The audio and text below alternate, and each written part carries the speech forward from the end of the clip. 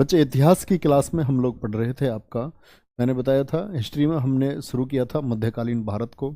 और मध्यकालीन भारत मैंने बताया था कि हम लोग इसको पढ़ रहे होंगे आपका 712 से लेकर के 1707 तक। 712 से लेकर के क्योंकि एक अरब आक्रमण को हमने पढ़ा। अरब आक्रमण के बाद में तुर्क आक्रमण हुआ, उसको हमने पढ़ा, है ना।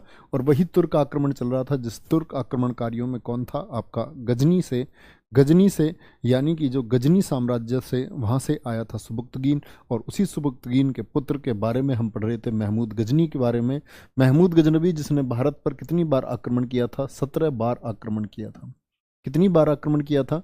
17 बार आक्रमण किया था। और मैं इसका पहला आक्रमण आपको बता चुका, जो था किसके विरुद्ध? हिंदू शाही वंश के शासक जयपाल के विरुद्ध, जिसको ये पहली बार में तो असफल, लेकिन 101 में वह हिंद के युद्ध में ये जयपाल को हरा देता है। ठीक है, इसके बाद हम लोगों को आगे बढ़ना था और शुरू करेंगे, आगे चलेंगे। बहुत बढ़िया, वेरी गुड। नमस्कार बच्चे, नमस्कार सभी प्यारे बच्चों का नमस्कार एक्सेप्टेड। अब आप लोग पढ़ाई पर ध्यान देंगे, ठीक है। तो महमूद गजनवी के आगे अगर हम उसकी बात करते हैं तो इसके कुछ अभियान है, मोस्ट इंपोर्टेंट अभियान है, लिख लेंगे। 1005 में मुल्तान पर आक्रमण किया था। आक्रमण क्यों करता था? क्या ये वहां शासन करता था? नहीं। मुल्तान पर आक्रमण ये सिर्फ लूट के लिए आता था भैया, लूट के लिए। इसने कोई भारत में साम्राज्य स्थापित नहीं किया, सिर्फ लूट की, लुटेरा था एक। और मुस्लिम धर्म के लोगों को मुस्लिम धर्म में बटाने के लिए जबरदस्ती क्या करता था? जजिया वगैरह मैंने बताया, सिंध क्षेत्र पर इसने लगाया था। 1008 में इसने नगरकोट पर आक्रमण किया। नगरकोट कहाँ है जी? देखो, मुल्तान पड़ता है जो आज का पाकिस्तान है, इस क्षेत्र में। नगरकोट ये हिमाचल प्रदेश में, जहाँ कांगड़ी देवी का मंदिर है। पीले कपड़े पहनकर जाते हैं ना, आपने देखा होगा नगरकोट के लिए कांगड़ी देवी जाते हैं। तो 1008 में कहा नगरकोट पर आक्रमण किया, ठीक है। और 1018 में इसने कन्नौज पर आक्रमण किया। कहाँ? कन्नौज पर आक्रमण किया। क्या बोलोगे? 1018 में कहाँ पर? कन्नौज पर आक्रमण किया। और कन्नौज पर कौन था यहाँ? कन्नौज पर यहाँ बच्चे शासन कर रहा था आपका राज्यपाल गुजर। गुजर वंश का एक शासक था, आप पढ़ेंगे जब गुजर प्रतिहार वंश को पढ़ेंगे। राज्यपाल गुजर, ठीक है। कन्नौज की गद्दी पर था, क्योंकि कन्नौज के लिए जो संघर्ष हुआ था राष्ट्रकूटों के बीच, पालवंश के बीच और गुजर प्रतिहारों के बीच में, तो उसमें आखिरी जीत जो हुई थी, कन्नौज फेवर में चला गया था गुजर प्रतिहार वंश के। गुजर शासकों ने कन्नौज पर अपना आधिपत्य जमा लिया था, ठीक है। उनकी विजय हुई थी और वो लोगों ने कन्नौज को, मतलब पूछा जाता है कि त्रिपक्षीय संघर्ष में आखिरी विजय किसकी हुई, तो गुजर सम्राटों की विजय हुई। गुजर प्रतिहार वंश के राजा उसको जीत गए थे। 1018 में किया, ठीक है। और 1019 में कहा किया इसने? जो चंदेल शासक के विरुद्ध था, 1019 में इसने किया कालिंजर अभियान। कालिंजर किला है, कालिंजर अभियान, कालिंजर अभियान। और कालिंजर अभियान में अगर आपसे पूछे कि भाई कालिंजर अभियान जो किया, इस समय कौन शासक था? इस समय था विद्याधर शासक, विद्याधर, ठीक है। ये किससे था? ये गुजर शासक है, गुजर प्रतिहार वंश से इसका संबंध था। और विद्याधर का संबंध है किससे? ये चंदेल शासक है, चंदेल शासक था। कौन था? एक चंदेल शासक था। 1019 के बाद में जब इसके आक्रमण शुरू होते हैं, तो 1019 के बाद में फिर ये जो आपका आक्रमण होता है, तो अब आपको समझना होगा सबसे महत्वपूर्ण आक्रमण है इसका जो 16वां आक्रमण हुआ। 17 आक्रमणों में से एक 16वां आक्रमण इसने सोमनाथ के मंदिर पर किया, गुजरात में। तो सबसे महत्वपूर्ण आक्रमण है इसका 1025। अगर मैं बोलूं तो ये सब बेशक से भूल जाना आप लोग, लेकिन ये 1025 मत भूलना।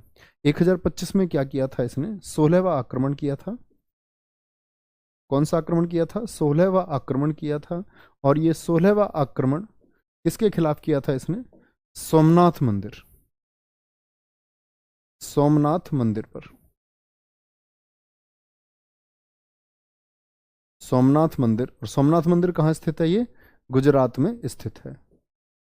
तो सोमनाथ मंदिर गुजरात पर इसने 16वां आक्रमण किया। लेकिन इस समय शासक जो है, लिख लेना, इस समय शासक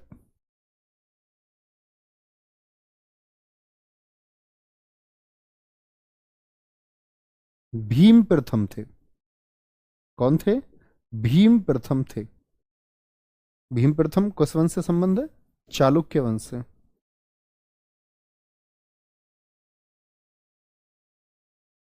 इस समय शासक भीम प्रथम चालुक्य वंश था। तो बहुत कई बार पूछा जाता है कि जब आक्रमण किया आपका गजनवी ने सोमनाथ पर, तो सोमनाथ पर यानी गुजरात का उस समय शासक कौन था?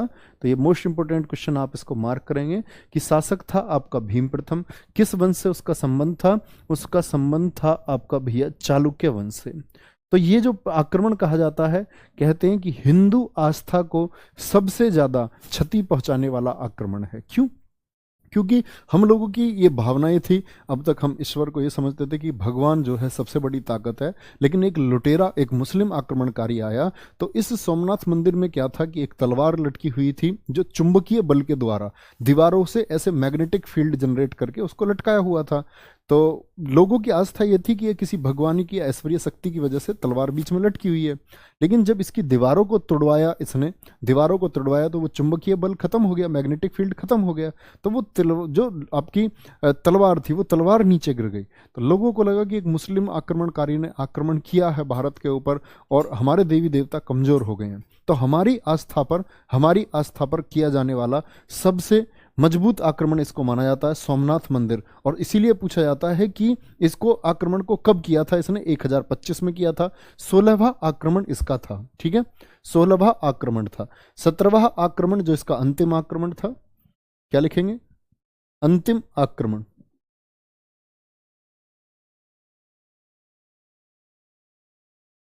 अंतिम आक्रमण था इसका 1027 में। 1027 में किसके विरुद्ध था? ये खोखरों के विरुद्ध था। किसके? खोखरों के विरुद्ध था। ये खोखर कहाँ थे?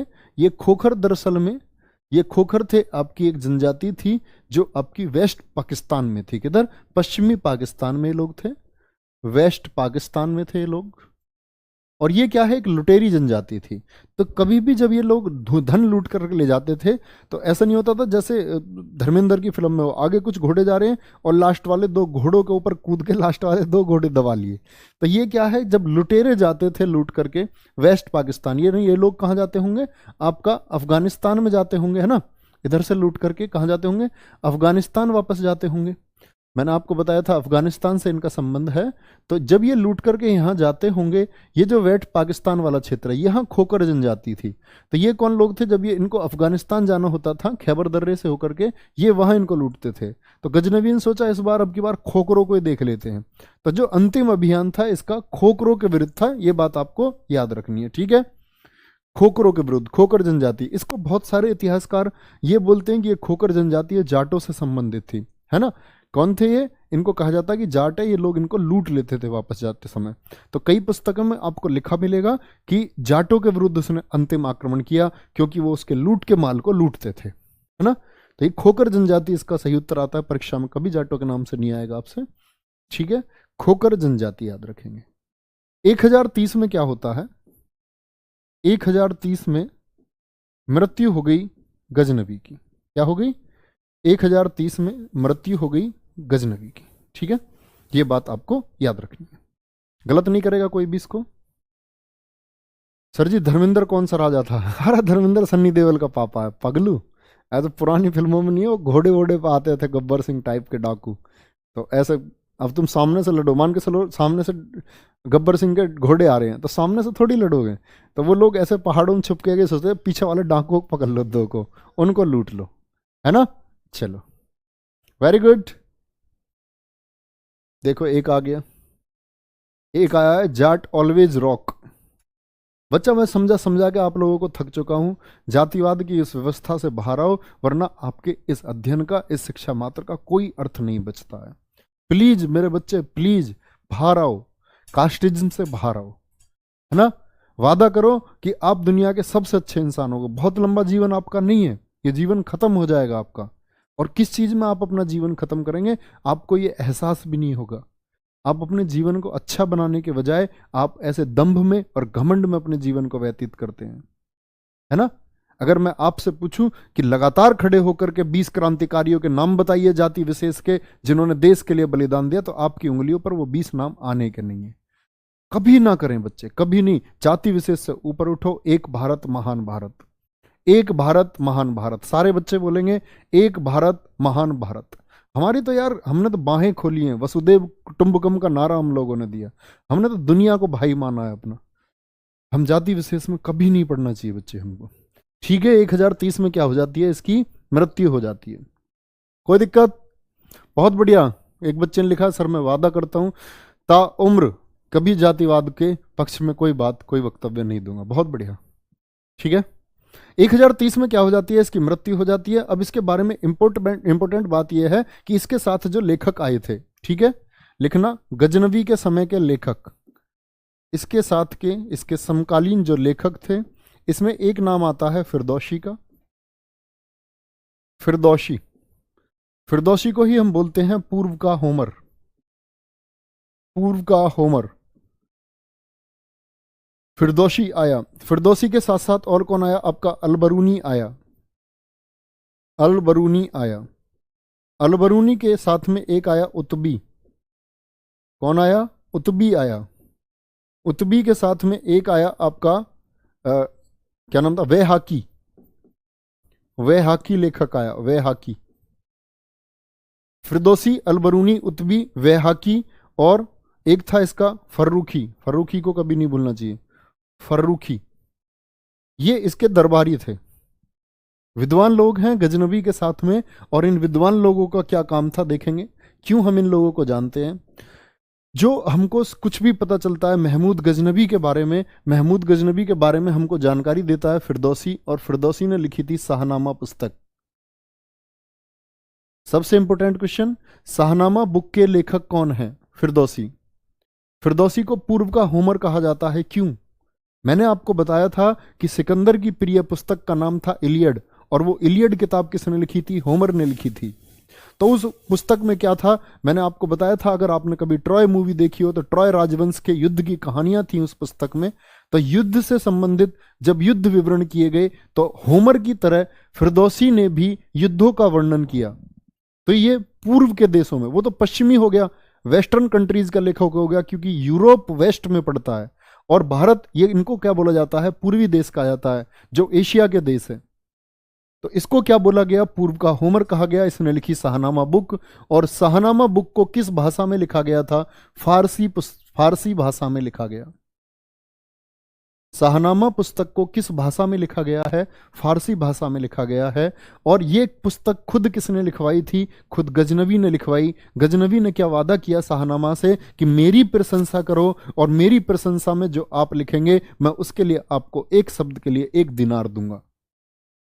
पुस्तक तैयार हुई, काफी बड़ी पुस्तक तैयार हो गई। तो इसने बोला, भाई फिरदौसी तू पागल तो नहीं है, इतनी बड़ी किताब पढ़ते पढ़ते मैं मर जाऊंगा, भैया थोड़ी छोटी कर दे इसको। इसने कहा लो महाराज थोड़ी छोटी ले लो सुल्तान साहब, थोड़ी छोटी। बोला अब तू पागल ही है भाई, बिल्कुल पागल है फिरदौसी। ऐसा नहीं बोला होगा, बड़ा सम्मान देते थे लोग। फिर लास्ट में एक किताब हो गई, तो एक किताब पे इसने जो पेमेंट करी, वो पेमेंट मतलब 100वां हिस्सा पेमेंट का दिया, यानी 1 रुपया देने की बात 1 पैसा दिया एक शब्द के लिए। फिरदौसी ने वो राशि लेने से मना कर दिया और बोला कि गजनबी के बारे में अब इस पुस्तक में बहुत कुछ मैं लिखूंगा।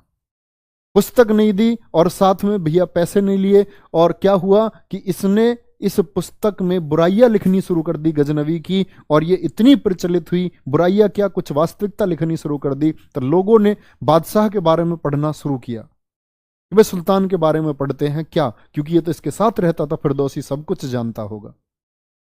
जैसे कि कोई आदमी वीडियो बनाने लग जाए, मेरा मित्र है, और ऐसी कुछ चीज जो मैंने आपसे छुपा के रख रखी है उसके बारे में बताइए, तो आपको बड़ा इंटरेस्ट आएगा जानने में, है ना। हाँ भाई, ये हमें पता चलना चाहिए अपने भैया के बारे में।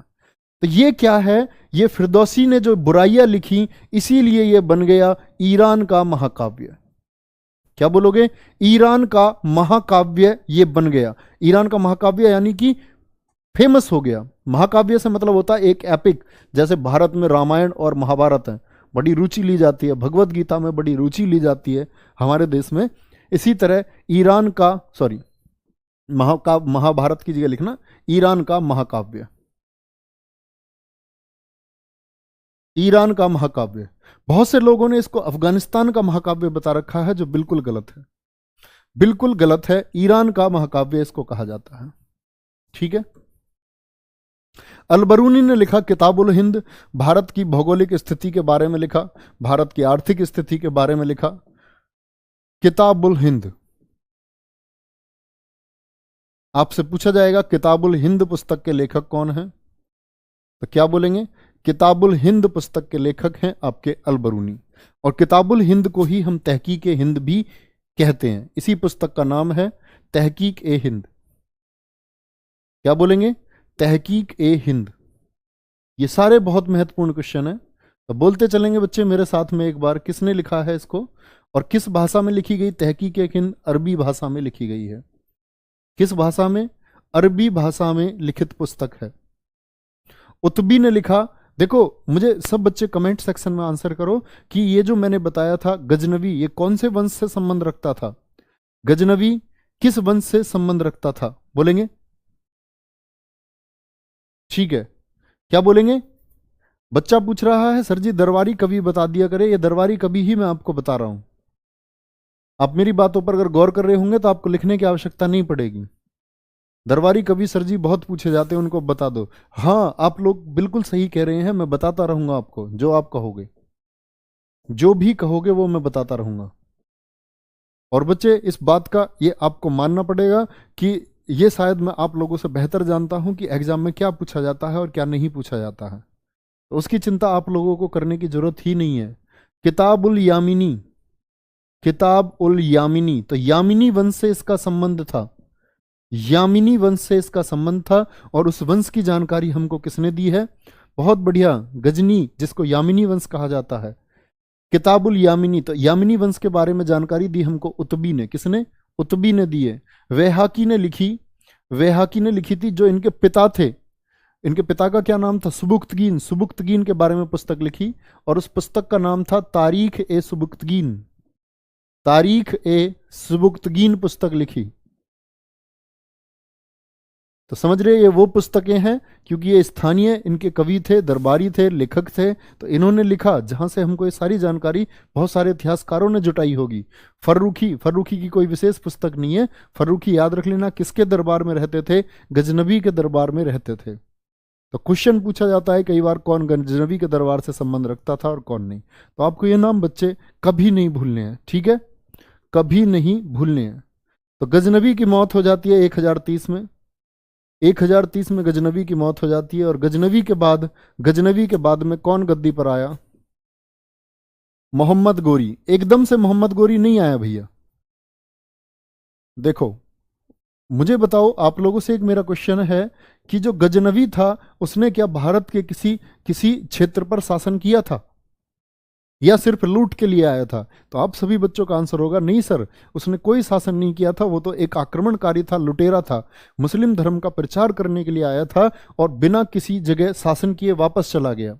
वापस कहाँ चला गया? गजनी वंश में चला गया। और वापस क्या, उसके बाद में कोई भारत में नहीं आया। कुछ समय तक भारत में कोई नहीं आया, और वो सिर्फ गजनी पर आपस में लड़ते रहे।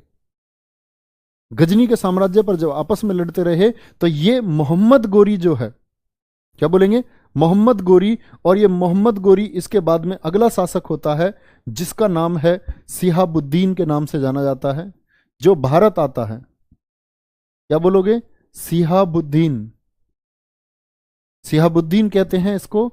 और मोहम्मद गोरी का जो शासनकाल है वो माना जाता है 1173 से लेकर के आपका, अगर मैं कहूं 1206 तक। 1173 से लेकर के 1206 तक। 1206 मतलब यहां शासक आएगा कुतुबुद्दीन ऐबक। गुलाम वंश की स्थापना तक का जो समय है वो मोहम्मद गोरी का समय है। 1173 से कैसे? तो 1173 में इस गोरी का एक बड़ा भाई हुआ करता था। बड़े भाई की जब हत्या हो जाती है, बड़े भाई की हत्या कैसे हुई? तो इसके बड़े भाई के जो है क्या था कि जो जेवर थे, पत्नी के जेवर, तो इसकी पत्नी के जेवर को एक ये सरदार को पहने देख लेता है, कहता है अरे ये तो मेरी पत्नी के जेवर हैं। तो उस सरदार की हत्या कर देता है इसका भाई, जो कि सम्राट था आपका गजनी का, है ना। तो उस जिसकी हत्या हो जाती थी, जिसने जेवर पहन रखे, उसका भाई बदला लेता है, वो गौरी के भाई को मार देता है, भाला मार देता है उसको। तो जब उसके भाई की मौत हो गई तो 1173 में, पहले तो देखना सम्राट नहीं बनाया अभी ये, 1173 में इसको गौर प्रदेश मिला था। गौर प्रदेश मिला। गौर प्रदेश कहां था? ये अफगानिस्तान में। जो अफगानिस्तान का कॉन्सेप्ट मैंने आपको समझाया, उस समय के अफगानिस्तान में। तो गौर प्रदेश इसको मिला। किसने दिया था गौर प्रदेश? पहले गौर प्रदेश इसको इसके भाई ने सौंपा था, क्योंकि उसका इंटरेस्ट था गजनी की तरफ। तो ये गौर पर साम्राज्य करते, गौर पर इनका शासन था, इसीलिए इनको गोरी कहा गया है। क्या कहा गया है? इसीलिए इनको गोरी कहा गया है। बहुत बढ़िया, वेरी गुड सिद्धार्थ, बहुत शानदार।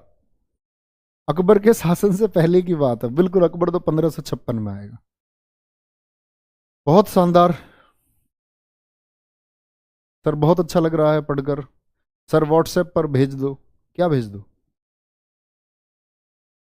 अरे इनको दिखता क्यों नहीं है? ये चैटिंग में क्या कर रहे हैं? बात तो नहीं कर रहा कोई आपस में? ब्लॉक कर दिया करो उस बच्चे को जो आपस में बात करे। सर इतने सारे कवि है क्यों रखते थे भैया? कविता सुनते होंगे इनसे।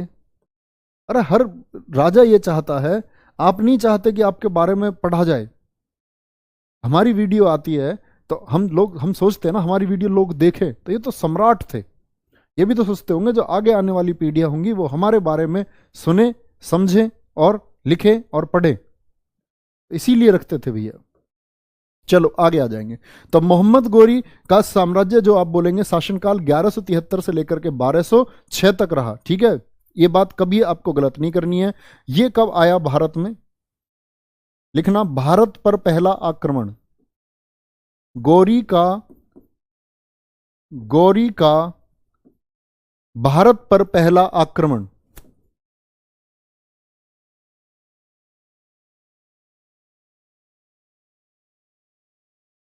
1027 के बाद में, जो आपका 1027 के बाद में आक्रमण हुआ, तो उस आक्रमण की अगर हम बात करते हैं तो उसके बाद में इतने वर्षों के बाद आक्रमण हुआ। और गोरी का जो भारत पर पहला आक्रमण हुआ वो आक्रमण हुआ आपका 1175 में। 1175 में मुल्तान पर। तो कितने साल बाद में ये आक्रमण हुआ बताएंगे?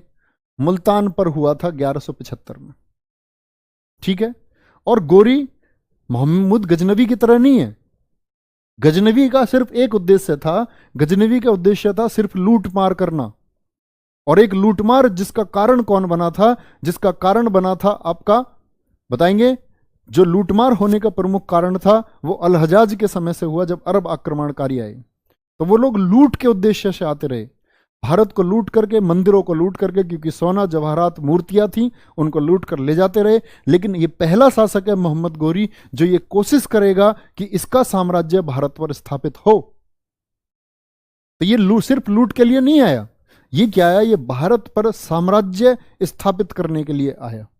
लूट इसने भी की, इस्लाम धर्म का प्रचार ये भी करेगा, लेकिन इसका जो मेन टारगेट होगा वो टारगेट क्या होगा? अपनी राज्य की सीमाओं को बढ़ाना और भारत पर राज करना। तो गोरी ने इसी क्रम में पहला आक्रमण किया मुल्तान पर, और मुल्तान पर जो ये आक्रमण इसने किया, ये किया करमाती जाति पर। करमाती जाति पर। करमाती जाति कौन है? ये करमाती जाति के लोग ये लोग हैं जो शिया लोग थे। शिया, शिया से मतलब मैं आपको समझा चुका हूं। शिया वो लोग हैं जो चौथे खलीफा अली की शिक्षाओं में विश्वास रखते थे, और ये मोहम्मद गोरी जो है ये सुन्नी है। तो पहला टारगेट इन्होंने बनाया कि पहला टारगेट इस्लाम के प्रचार के लिए शिया लोगों को खत्म कर देते हैं। तो पहला आक्रमण उसका शिया मुसलमानों पर था। ये शिया मुसलमान थे जो बौद्ध से शिया बने थे। ये लोग पहले बौद्ध थे, ये लोग पहले, लिख लेना, ये लोग पहले बौद्ध हुआ करते थे। तो इन्होंने बोला अगर ये बौद्ध थे और कन्वर्ट हुए हैं और शिया मत को मानते हैं, तो इनको सुन्नी मत को मानना होगा। और शिया लोगों को सुन्नी मत के मतानुयायी यानी कि मानने के लिए जबरदस्ती मनवाया गया इनको। किसके द्वारा? गोरी के आक्रमण के द्वारा। 1175 में मुल्तान पर आक्रमण कर देता है। ठीक है, बहुत बढ़िया। 1175 में मुल्तान पर जब आक्रमण किया, इसके बाद है कि आक्रमण करने के बाद फिर क्या हुआ? फिर आता है 1175 के बाद में, 1175 पे आक्रमण हो गया, फिर किया इसने दूसरा आक्रमण। क्या बोलोगे? दूसरा किया 1178 में। 1178 में पाटन गुजरात पर। पाटन जगह कहां पड़ती है? गुजरात पर, गुजरात में, सॉरी, पाटन कहां है आपका? गुजरात में है। क्या सोचा इसने? इसने सोचा कि जिस तरह से गजनवी ने गुजरात में सोमनाथ को लूट लिया था, इस तरह का लूट और धन तुझे भी प्राप्त होगा, तो तू भी चल, मंदिरों को लूट। लेकिन इसकी भूल क्या हुई, पहले वहां शासक था भीम प्रथम अकेले, भीम वन, और अब की बार है भीम टू। दो दो भीम हो गए, मतलब दो भीम नहीं, मतलब ऐसे ही बता रहा हूं। भीम सेकंड था इस बार शासक, और भीम सेकंड ने इसकी रेल बना दी। रेल मतलब समझ रहे हो, मालगाड़ी। तो क्या बोलेंगे, पाटन गुजरात पर 1178 में आक्रमण किया, लिखना, जिसमें पाटन पर आक्रमण, जिसमें इसे भीम द्वितीय, भीम सेकंड, जिसने बाद में मूलराज द्वितीय की उपाधि धारण कर ली थी, मूलराज द्वितीय, जिसमें इसे भीम द्वितीय, मूलराज द्वितीय ने बुरी तरह हराया, बुरी तरह हराया। भीम प्रथम तो हार गया था, है ना, गजनवी के द्वारा। किस वंश से इसका संबंध है, तो ये लिख लेना, भीम द्वितीय ये चालुक्य वंश का शासक था। और सबसे महत्वपूर्ण बात क्या है, ये जो युद्ध था इसका नेतृत्व जो किया था, ये इनकी पत्नी ने किया था, मूलराज द्वितीय की। लिखना, इस युद्ध का नेतृत्व, इस युद्ध का नेतृत्व, जो लीडरशिप हुई वो किसके द्वारा हुई, नायिका देवी। इस युद्ध का नेतृत्व नायिका देवी ने किया। तो हमको पहला साक्ष्य मिलता है किसी भी युद्ध में जिसका नेतृत्व किसी भारतीय महिला ने किया, और वो भारतीय महिला कौन है, वो नायिका देवी है। ठीक है, नायिका देवी कौन थी, लिख लेना, वाइफ ऑफ मूलराज सेकंड। इस युद्ध का नेतृत्व नायिका देवी ने किया था। तो समझ रहे हैं कितनी मजबूत नेतृत्व करता रही होगी, जिसने एक ऐसे आक्रमणकारी को इतने वर्षों के बाद हरा दिया, जो लोग ये समझ रहे थे कि हम हारेंगे नहीं भारत में। तो कभी भी ये ना समझे कि स्त्री की नेतृत्व क्षमता कमजोर होती है, कुछ लोगों को इस पर डाउट होता है, तो ऐसा नहीं होता है। ठीक है, 1178 में पाटन गुजरात में, आगे आएंगे। पाटन गुजरात में हार गया तो इसको बड़ी दिक्कत हुई। अब इसने सोचा कि ये जो हिस्सा है गुजरात वाला, ये तो कंट्रोल में आया नहीं भैया, है ना, तो क्यों ना अब ऐसे करूं, मुझको भारत तो जीतना ही है, भारत जीतने के सपने के साथ आया। तो इसने सोचा पहले इन क्षेत्रों को जीतता हूं, इन क्षेत्रों को जीतता हूं, इन क्षेत्रों को जीतता हूं, तब देखेंगे बाकी बाद में। इधर से रास्ता नहीं मिल रहा तो इधर से देखेंगे। क्योंकि पहले जो इसने शुरुआत की थी, ये मुल्तान पर आया था, यहाँ मुल्तान पर, तो ये इसने शुरुआत की थी कि ये खैबर दर्रे से आया था। भारत आने के दो ही, सॉरी, गोमल दर्रे से ये आया था। भारत आने के दो दर्रे हैं, सिकंदर आया खैबर दर्रे से, गजनबी आया खैबर दर्रे से, ये आया गोमल दर्रे से। दर्रा, दर्रा मतलब होता है दो पहाड़ियों के बीच के जो रास्ता होता है। ठीक है, गोमल दर्रे से आया था। याद रख लेना, इस युद्ध का नेतृत्व किसने किया, नायिका देवी ने किया था।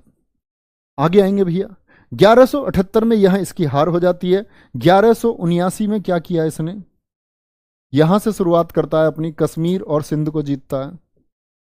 1179 में कश्मीर और सिंध जीते, कश्मीर और सिंध क्षेत्र को जीता। तो कब विजित किया था, कब विजित किया था, 1179 में कश्मीर और सिंध को इसने विजय प्राप्त कर लिया था। ठीक है, यह बात आपको हमेशा याद करनी है, किसके द्वारा, शहाबुद्दीन के द्वारा इसको जीता गया। 1186 में फिर से आक्रमण किया इसने, और पंजाब में, पंजाब जीता, ऐसे लिख सकते हैं पंजाब। पंजाब के वो हिस्से कौन कौन से थे, एक था आपका भटिंडा, भटिंडा, और एक था तबर हिंद, तबर हिंद क्षेत्र।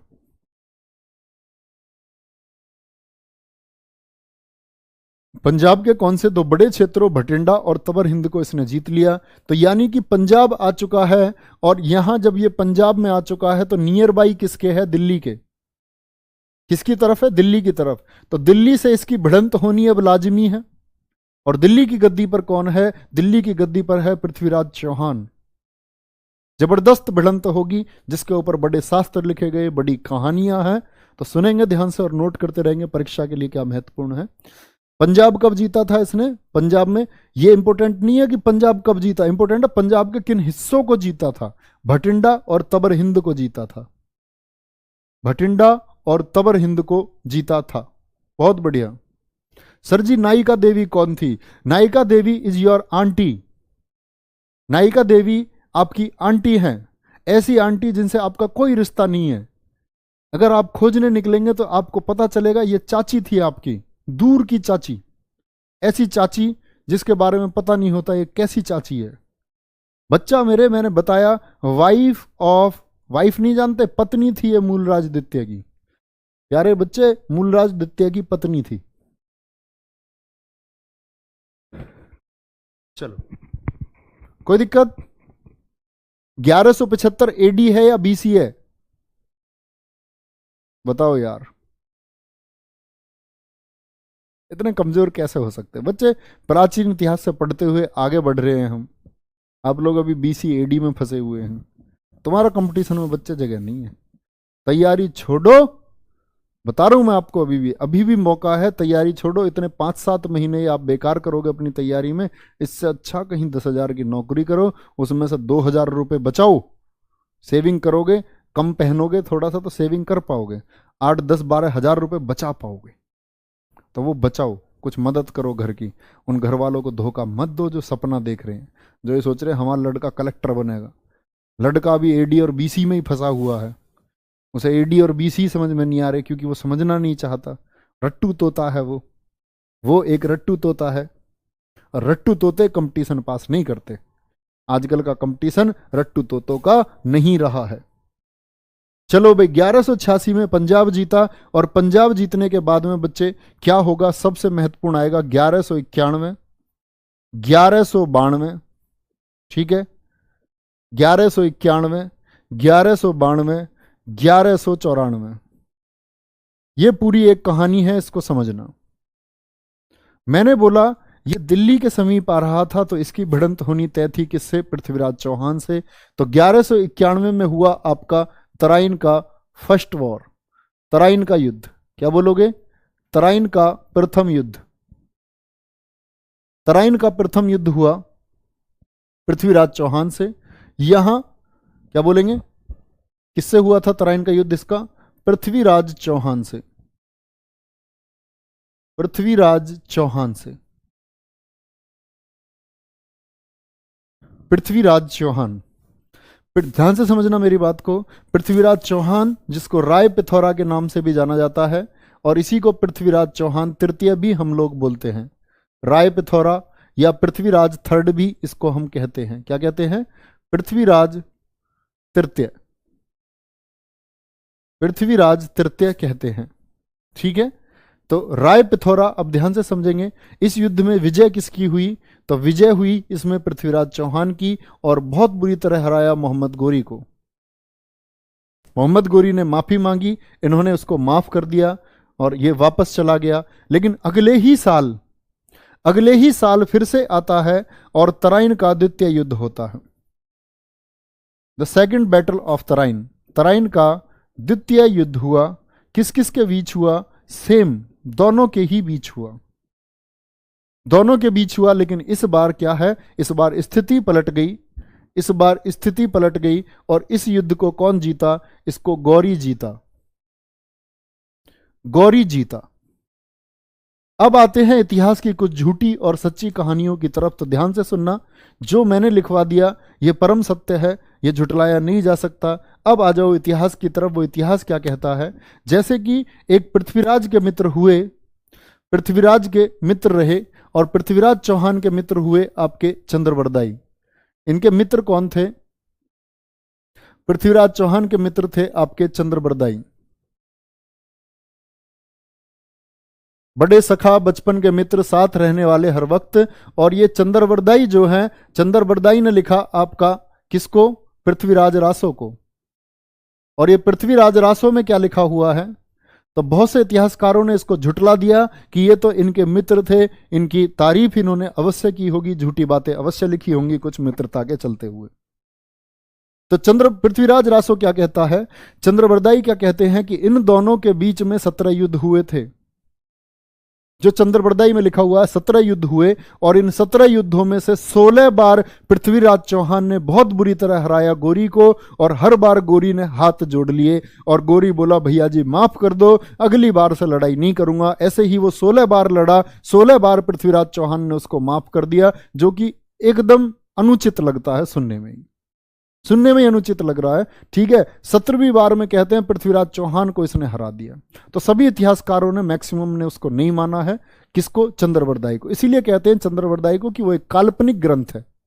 काल्पनिक मतलब उसमें कल्पनाएं ज्यादा हैं, यथार्थ रियलिटी कम है, रियलिटी कम है और झूठ ज्यादा है, इसलिए उसको काल्पनिक ग्रंथ भी कहा गया है साहित्य में। ठीक है, ये बात मैं आपको क्यों बता रहा हूं? क्योंकि मैं साहित्य का छात्र रहा हूं, इस वजह से मैं आपको बता रहा हूं। ठीक है, चंद्रबरदाई ध्यान से देखेंगे एक बार। तो चंद्रबरदाई को क्या कहा गया कि इसने जो लिखा, भाई चंद्रबरदाई को मैं आपको बताता हूं हिंदी में भी कि ये चंद्रबरदाई पृथ्वीराज रासो को पूर्ण नहीं कर पाया था। जो पृथ्वीराज रासो को पूर्ण करने का क्रेडिट दिया जाता है, पूर्ण किया था इसको चंद्रबरदाई के पुत्र जलहन ने। क्यों इसने पूर्ण क्यों नहीं किया था? तो जब पृथ्वीराज चौहान को बंदी बना करके ये लोग ले गए अफगानिस्तान, तो वहां क्या किया गया, इसके साथ साथ ही पीछे पीछे चंद्रबरदाई भी चला गया था पृथ्वीराज चौहान के साथ ही, कि बंद हो गए हैं तो मैं भी जाऊंगा। तो जलहन ने, इसके पुत्र ने, इसको लिखने का काम पूरा किया। तराइन द्वितीय की बात आ जाती है भैया। तो कौन जीत चुका है? गोरी। अब एक ओरिजिनल फैक्ट पर आ जाओ। ओरिजिनल फैक्ट क्या है कि ये जो पृथ्वीराज चौहान थे, इनके बारे में कुछ बताता हूं मैं आपको। पृथ्वीराज चौहान, बड़ी लड़ाई है बच्चे। आज का जो टाइम है, जो यूथ के बीच में संघर्ष है, दो चीजों को लेकर के पूरी लड़ाई है। एक तो पृथ्वीराज चौहान, लोग लड़ते हैं कि ये चौहान है या गुजर है। चौहान और गुजर का एक संघर्ष है जो कि बहुत गलत है। अगर किसी, उससे होगा क्या? किसी एक व्यक्ति को दो जातियां अगर मान रही है, अपना अपना कह रही है, तो बड़ी अच्छी बात है, पूजनीय है दो जातियों के लिए, अच्छी बात है। जैसे मिहिर भोज के लिए संघर्ष है, तो मिहिर भोज के लिए संघर्ष है कि वो राजपूत थे या गुजर हैं। ठीक है, तो मेरा कहना यह है कि आप इस संघर्ष से बाहर आइए। मुकदमा चल रहा है, कोर्ट के अंदर विचाराधीन है, कई जगह लोगों ने मुकदमे पटिशन डाल रखे हैं, तो कोर्ट निर्णय दे देगा तो लोग मान लेंगे। तो पृथ्वीराज चौहान जी के बारे में देखें क्या है। तो ये जो दिल्ली है आपकी, ये दिल्ली की गद्दी पर कैसे आए? तो दिल्ली बसाई थी, दिल्ली जो बसाई, समझना ध्यान से, दिल्ली बसाई थी अनंगपाल द्वितीय ने। अनंगपाल सेकंड ने दिल्ली को बसाया। अनंगपाल द्वितीय, जिनको हम अनंगपाल तोमर के नाम से जानते हैं, अनंगपाल तोमर के नाम से जानते हैं। ठीक है, ये अनंगपाल तोमर जो है ये गुर्जर शासक थे। ये कौन है? अनंगपाल तोमर एक गुर्जर शासक थे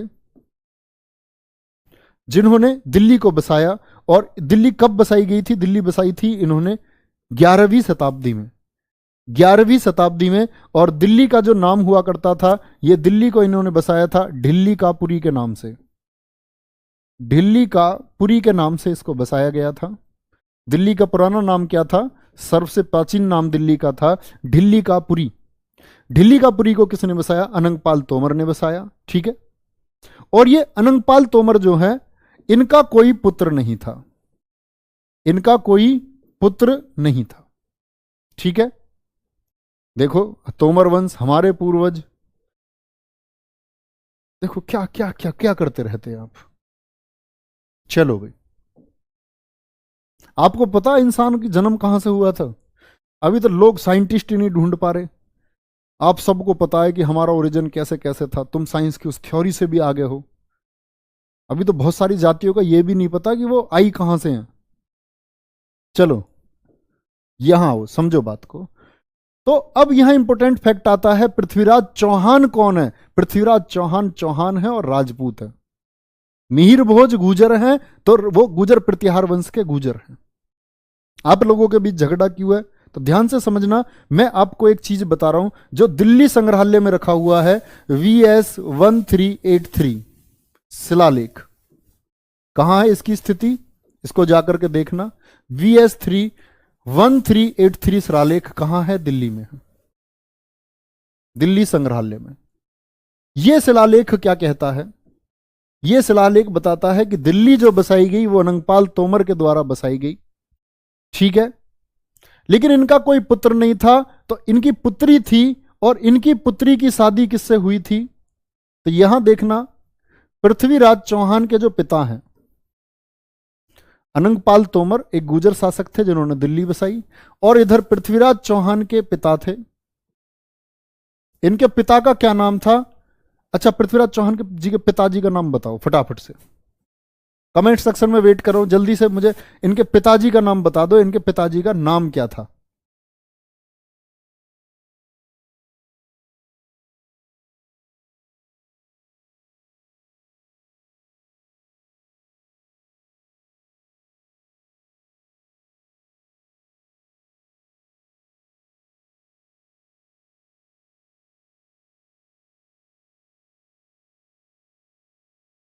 बच्चे मैं वेट कर रहा हूं आपका, कमेंट सेक्शन में मुझे आंसर बताएंगे। फालतू की बात लिखते रहोगे। शब्द भेदी बाण चलाना जानते थे तुम, तेन देखे शब्द भेदी बाण चलाते हुए, पागलू आदमी। वो सब चंद्रबरदाई ने लिखा है पृथ्वीराज रासो में, शब्द भेदी बाण जैसी कोई चीज नहीं थी। वो प्राचीन बच्चे, सतयुग पुरानी बात है, वो पुरानी महाभारत के समय थे वो बाण, आधुनिक समय पर नहीं है।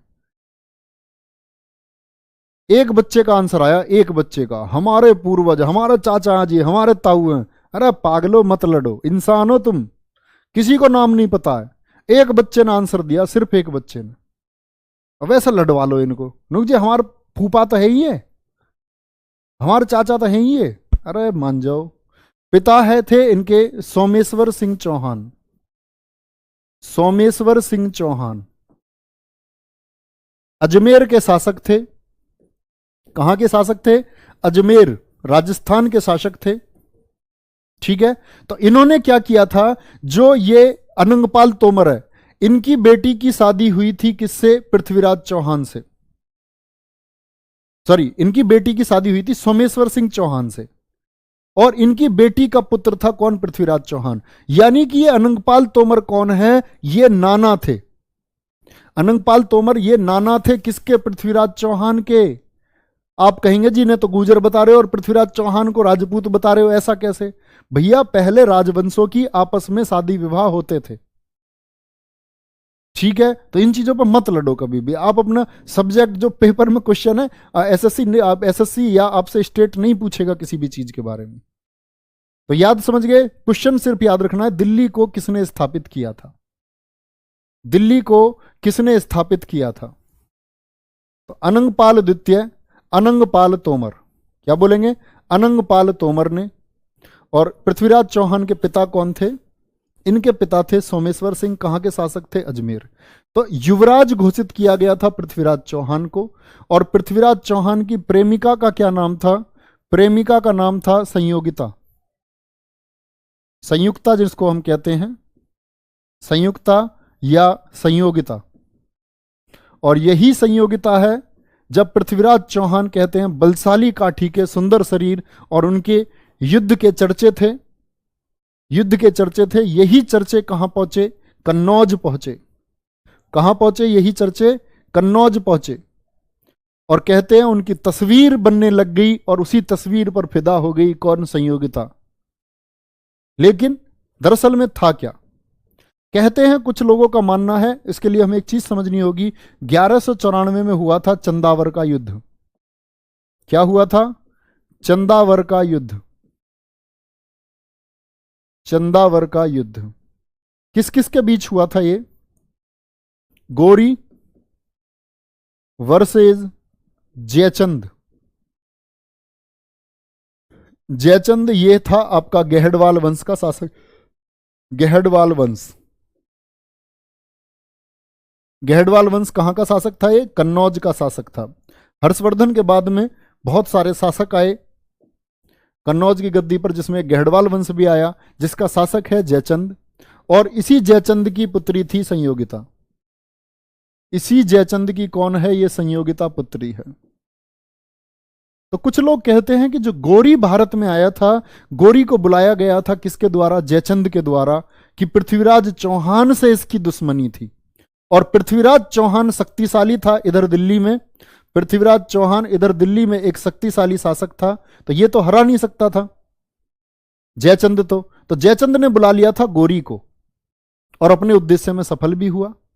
पृथ्वीराज चौहान हारा भी, लेकिन इसने सोचा था गौरी जो है ये वापस चला जाएगा जीत करके। गौरी ने कहा आजा तुझे और नेता बनाता हूं, तू और दे अपनी जगह को इसको। तो ये कन्नौज और उससे इसने छीन लिया। तो ये कहां की थी संयुक्ता, ये कन्नौज की थी। और भैया इसकी दुश्मनी किससे थी? जयचंद की दुश्मनी थी पृथ्वीराज से। तो जयचंद ने अपनी बेटी की शादी जो है वो अनाउंस कर दी, लेकिन बेटी तो दिल दे बैठी थी किसको? पृथ्वीराज चौहान को। इसकी तस्वीर को देखती रहती और अपनी सखियों से सुनती थी कहानियां। कहती थी पृथ्वीराज चौहान का कोई किस्सा किसी से सुना क्या? वो एकदम से सखिया हंस के कहती थी नहीं नहीं नहीं, कोई किस्सा आएगा तो जरूर सुनाएंगे। तो कहते हैं इसने दुश्मनी निकालने के लिए इसे अपनी बेटी का स्वयंवर रच दिया। और स्वयंवर रचने में क्या किया? गेट के बाहर पृथ्वीराज चौहान का पुतला लगवा दिया। पुतला पृथ्वीराज चौहान। तो जो राजा आ रहा है ऐसे एंट्री टाइम पे, अरे पृथ्वीराज चौहान तो द्वारपाल की तरह खड़ा है, हा हा हा, ऐसा सब देख के उसको हंसते हुए जा रहे हैं। अरे पृथ्वीराज चौहान आज तो गेट पर ड्यूटी दे रहा है, हा हा हा। सब हंस रहे हैं, मतलब सब लोग चिढ़ते थे। पृथ्वीराज एक बलशाली शासक था चौहान वंश का। तो फिर क्या हुआ? तो इसकी बेटी ने क्या किया, उसी तस्वीर जो वहां पुतला खड़ा हुआ था उसी पुतले को माला डाल दी थी संयोगिता ने, दीवानी एकदम। और तभी एंट्री होती है पृथ्वीराज चौहान की घोड़े पर, तुगड़ुक तुगड़ुक तुगड़ुक तुगड़ुक तुगड़ुक। संयोगिता घोड़े पर बैठी और घोड़ा तुगड़ुक तुगड़ुक तुगड़ुक पार। समझ रहे हो? तो दुश्मनी थी। कुछ लोगों का मानना यह भी है कि भाई इसी दुश्मनी के चलते हुए इसका बदला लेने के लिए बुलाया गया था गौरी को। तो बहुत सारी किंवदंती हैं उसमें। कुछ लोग मानते हैं कि यह घटना बाद की है ना। तो इंपोर्टेंट हमारे काम की चीज क्या है? 1194 में चंदावर का युद्ध किस किस के बीच हुआ? वो हुआ था जयचंद के बीच में और गौरी के बीच में। जिसको जीता कौन? विजयी इसमें हुआ था आपका गौरी। तुमको इतिहास के एक और पन्ने की तरफ ले चलता हूं। लोग कहते हैं, वापस आएंगे जरा थोड़ा सा, वापस आएंगे कि दूसरा जो युद्ध हुआ था, इसमें लोगों का मानना है कि इसमें जो दूसरा युद्ध हुआ है 1194 तो मैं आपको पढ़ा चुका। आ जाएंगे वापस। तो गौरी जब इस दूसरे युद्ध को जीता, समझो बच्चे, हाँ अच्छी वेडिंग हुई, सो नाइस वेडिंग। तुम और होने चाहिए वहां फूल बिखेरने के लिए, ऐसे उस पर संयोगिता और पृथ्वीराज चौहान पर डाल देते, दो दो चार चार फूल। चलो भाई क्या बोलेंगे? तो गौरी जब जीता, गौरी जब जीता तो क्या इसने तुरंत पृथ्वीराज को बंदी बना लिया था? नहीं, नो। देखो इस बात के बारे में जानकारी मिलती है, ये आगे बात लिखाऊंगा मैं आपको, यही समझ लो और याद रखना इस बात को। कोई बोले तुरंत बंदी नहीं बनाया था, यहां एक संधि हुई थी और इस संधि में अजमेर वाला जो क्षेत्र था, जो अजमेर क्षेत्र था, अजमेर किसको मिला था? अजमेर मिला था शासन करने के लिए पृथ्वीराज चौहान को। क्योंकि हार चुका था तो संधि में तो शर्त माननी पड़ती। और इस समय बलशाली कौन है? गौरी। ये बात किसने बताई है जी? चंद्र बरदाई की बातें तो झूठी हो गई। ये बात किसने बताई है? ये बात बताई है हसन निजामी ने। हसन निजामी, और मैक्सिमम भारत से लेकर के दुनिया के इतिहासकार इसी हसन निजामी की बात का समर्थन करते हैं। शिलालेखों से इस बात का अध्ययन हुआ है। और सबसे बड़ा प्रमाण क्या है जी? अजमेर से प्राप्त सिक्के। अजमेर से प्राप्त वो सिक्के जिन पर लिखा हुआ है, एक तरफ तो मोहम्मद बिन साम और दूसरी तरफ बैल और पृथ्वीराज चौहान की आकृति बनी हुई है। तो ये जो आकृति बनी हुई है ये दर्शाती है कि दोनों का एक साथ होने का क्या मतलब है। तो लोगों ने जब रिसर्च की तो पता चला इतिहासकारों के द्वारा कि इसने अजमेर का शासन इसको सौंप दिया था कि हां तुम अजमेर वाले थोड़े से हिस्से पर शासन कर सकते हो, लेकिन शैतानी नहीं, नो शैतानी, शैतानी नहीं करनी है। तो भैया यही जो सिक्के मिले उनसे क्या नाम मिलता है गौरी का? तो बच्चा नोट करना, मोहम्मद गौरी का नाम मोहम्मद बिन साम अजमेर से प्राप्त सिक्कों से मिलता है। मोहम्मद बिन साम के नाम से किसको जाना जाता था अगर पूछा जाए तो लिखना मोहम्मद गौरी को जाना जाता था। ठीक है, कौन है? मोहम्मद बिन साम कौन है? मोहम्मद गोरी। लेकिन यहां पृथ्वीराज चौहान ने फिर से कोशिश की थी कि मैं वापस दिल्ली को पालूं, लेकिन भैया फिर बंदी बनाया गया। फिर बंदी बनाने के बाद ले जाया गया कहां? अफगानिस्तान। और इनकी अस्थियां कहां थी? अफगानिस्तान में। और इधर याद है आपको कौन? एक लड़के के बारे में रिसर्च करना, शेर सिंह राणा। यूट्यूब चलाओ, वही बच्चा जो तिहाड़ की, बच्चा क्या, शेर बोलो शेर, जिसने ये दावा किया तिहाड़ जेल से भाग करके, जो पृथ्वीराज चौहान की अस्थियों को काबुल से लेकर के आया। तो आज का रिसर्च का काम है तुम्हारा ये रिसर्च करना, है ना। तो पृथ्वीराज चौहान को एकदम से नहीं ले जाया गया था। जब यहां इन्होंने थोड़ा विद्रोह कर दिया था अजमेर के बाद में कि फिर से मैं दिल्ली को पालूं, तब ये ले गए थे इनको कहां? बंदी बना करके आपका अफगानिस्तान। और अफगानिस्तान के काबुल में ही अस्थियां थी किसकी? पृथ्वीराज चौहान की। ठीक है, तो यहां की क्लास के बाद हम शुरू करते हैं नेक्स्ट कल से कि क्या कौन कौन इनके सेनापति थे, भारत पर इनका साम्राज्य कैसे हुआ, कैसे इनका दामाद ऐबक बना, और वो ऐबक जो है वो मुस्लिम धर्म की स्थापना के लिए किस तरह भारत में कदम उठाएगा। इन सारी चीजों को हम कल से पढ़ रहे होंगे। ओके, कल तक के लिए, कल नहीं अब तो मंडे। और बच्चे पॉसिबली ये हो सकता है 99% चांस है कि आपकी शाम की हिंदी की क्लास शायद नहीं होगी। होगी तो मैं बता दिया जाएगा, नहीं होगी तो भी बता दिया जाएगा। वैसे मन बना लो नहीं होगी। ओके, कभी शोर